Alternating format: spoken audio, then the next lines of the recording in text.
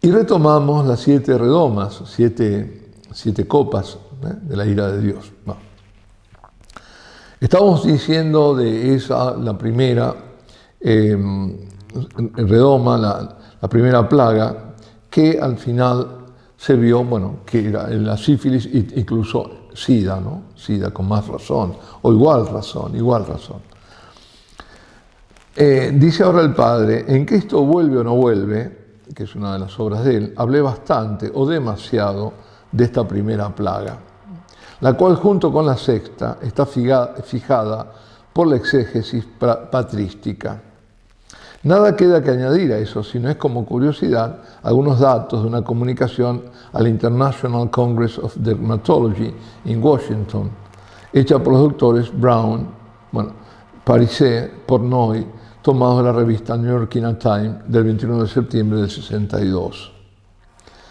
Dice, apenas después de 5 años de que la sífilis fue aparentemente vencida en Estados Unidos y declinando rápidamente en todas partes, la gran viruela está haciendo un retorno inesperado. De 106 naciones que informaron a la Organización Mundial de la Salud, no menos de 76 tienen ya una recrudescencia de la sífilis. En Estados Unidos el número de casos sigue aumentando. 9 millones de norteamericanos se calcula tienen sífilis o la han tenido. Probablemente 1.200.000 están ahora sufriendo de sífilis no tratada. Es el más frágil de los microbios. No puede vivir en los alimentos, el agua, el aire o los insectos. Puede atacar a una nueva víctima solamente a través del más íntimo contacto, como pasa con el SIDA, ¿no?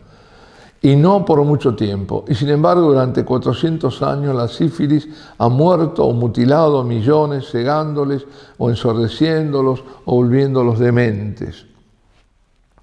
Ha baldado niños en el seno materno y ha arruinado la vida de millones de descendientes.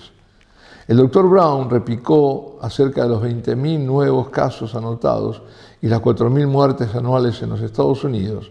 Si hubiese habido un cuarto solamente de estos casos de morbo y muerte debido a otras enfermedades, viruela, tifus, bubónica o malaria, se hubiera producido un pánico público y todos los recursos médicos de la nación se hubiesen puesto en movimiento. Ahí vemos cómo también se manipulan las estadísticas. Bueno, no, o ante estadísticas, más que se manipulan no las estadísticas, que también se manipulan las estadísticas, se manipula la información, es decir, qué se da a informar, qué no se da, qué se tapa y qué se aumenta incluso, se lo agiganta.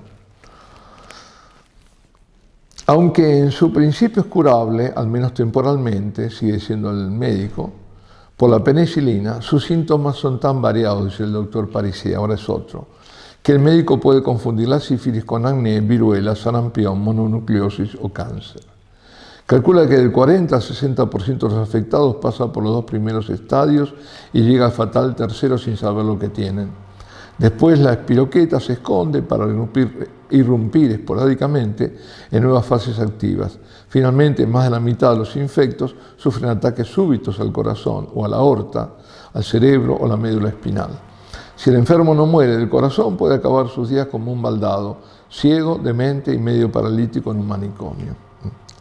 Finalmente, un médico, Weigel, concluye, la vida sexual norteamericana hay que conservarla, pero la sífilis no.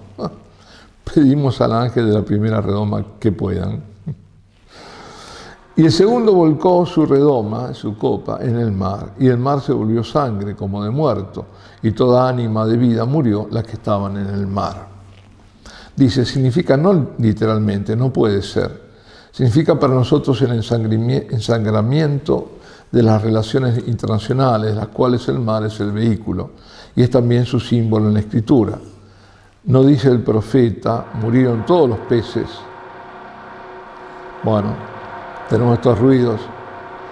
Murieron todos, no dice el profeta, murieron todos los peces, ni sobraron 1/3 de las naves, como en la segunda tuba, sino murió el espíritu viviente. El mar no separa, sino más bien une y relaciona a las naciones.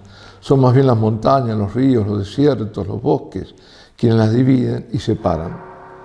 El comercio por mar fue el primer agente de los descubrimientos, colonizaciones y conquistas, y más en tiempo de San Juan.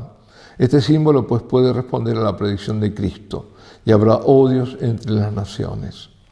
Vemos que hoy día la diplomacia está podrida como sangre de muerto. Se trata de engañarse y aterrorizarse mutuamente con pretexto de amistad y coexistencia, y nada digamos del espionaje llamado pulcramente servicio de inteligencia, ejercido por criminales con métodos criminales. El dominio del mar, la galera de oro de Chesterton, que tuvieron los fenicios, los cartagineses, Venecia, Inglaterra y ahora Yanquilandia, así lo llamo, está al servicio del monstruo del supercapitalismo, con sus conflictos bélicos atroces e inevitables, la necesidad de ganar nuevos mercados que forzosa al capitalismo conduce a las tremendas guerras actuales. Dice ver Maurice Colburn, La economía nueva. Bueno, es un libro del año 36. Aquí navegamos solos, como he dicho. Es decir, no están los santos padres de la Iglesia para decir de qué se trata. Otra cosa mejor no vemos, parece interpretación rara, pero hay que ver cómo naufraga aquí el famoso aló, por ejemplo. No dice sino pavadas y contrasentidos. Y famoso Bossuet dice, contra el texto, que todas las redomas fueron volcadas a la vez. Y significan las desgracias que afligieron el Imperio Romano, desde el emperador Galieno hasta Maximino Daia. Se admira el padre. Desgracias que, cierto, no fueron las últimas ni las mayores. Los padres antiguos decían eran castigos de Dios en los últimos tiempos, todavía no concretables. Y algunos no temían interpretar literal crudo.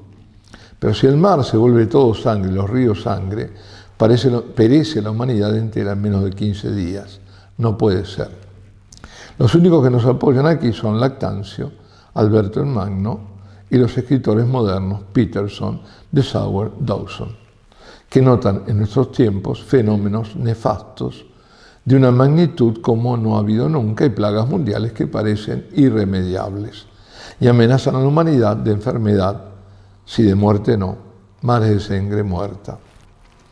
Y el tercer ángel volcó su redoma sobre los ríos y las vertientes de las aguas, y se volvieron sangre los ríos y las vertientes. Y oí el ángel de las aguas diciendo, justo eres tú, el que eres y el que era, tú, el pío, que esto juzgaste, porque vertieron de los profetas la sangre, ahora deben beber sangre. En esto justo has sido. Esta plaga representa la corrupción de nuestra cultura. De ella han de beber los hombres para vivir. La cultura no es un lujo ni un divertimiento. Ella es necesaria. Es el tajamar contra la barbarie, siempre latente en el hombre. Recuerdo ahora lo que decía un profesor en el Colegio Nacional, el secundario, ¿no? ¿Cómo definía la cultura? La cultura, decía, era ese velo sutil que oculta, decía que oculta el trasfondo corrupto del alma. Bueno, decía más bien, decía que oculta las cloacas del alma. Tremendo. Bueno, y el alma además de un pueblo puede ser, ¿no? No la cultura solamente personal, sino ese velo que tapa la barbarie, que está latente y que se ve porque cuando se desata. Países que han sido muy cultísimos, ¿no? Bueno, dice, la religión necesita la cultura verdadera.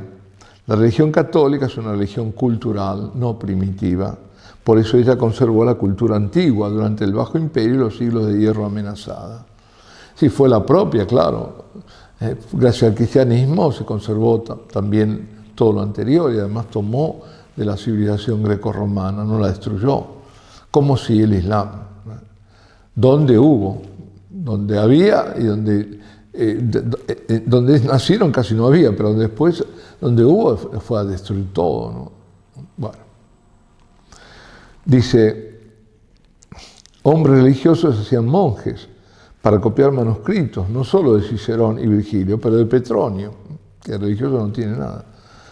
San Benito, padre de los monjes de Occidente, y además patrón de Europa, inventó una orden y una regla admirables. Vio que era necesario que algunos hombres se dedicasen al estudio y otros trabajasen manualmente para mantenerlos, y otros a la tarea intermedia de copiar y conservar el depósito de la antigua cultura amenazado por los bárbaros del norte, cubriendo así los 3 puntos vitales de la civilización europea, y al mismo tiempo cantasen todos juntos el oficio divino y enseñasen la agricultura a los belicosos bárbaros y toda cultura junto con los 4 evangelios. Vamos a interrumpir aquí